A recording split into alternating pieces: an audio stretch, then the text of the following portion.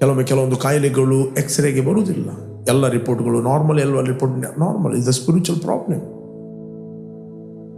ಒಂದು ವೇಳೆ ನಿಮ್ಮ ಅಧಿಕಾರವನ್ನು ನೀವು ನಡೆಸ್ತಿಲ್ಲ, ನೀವು ಆತ್ಮದಲ್ಲಿ ಏಳುವುದಿಲ್ಲ, ನಿಮ್ಮ ದೇಹವನ್ನು ನೀವು ಡಿಸಿಪ್ಲಿನ್ ಮಾಡುವುದಿಲ್ಲ, ನಿಮ್ಮ ದೇಹವನ್ನು ನೀವು ಪ್ರೊಟೆಕ್ಟ್ ಮಾಡೋದಿಲ್ಲ, ಜಾಸ್ತಿ ನಿಮ್ಮ ದೇಹ ನಿಮ್ಮ ಆತ್ಮವನ್ನು ಕ್ಯಾರಿ ಮಾಡಲಿಕ್ಕೆ ಆಗುವುದಿಲ್ಲ. ಒಟ್ಟಾರೆ ಮಾತಾಡ್ತೀರಿ, ಮನಸ್ಸಿಗೆ ಬಂದಾಗೆ ಮಾತಾಡ್ತೀರಿ, ಸಿಕ್ಕಿದವರು ಜಡ್ಜ್ ಮಾಡ್ತೀರಿ.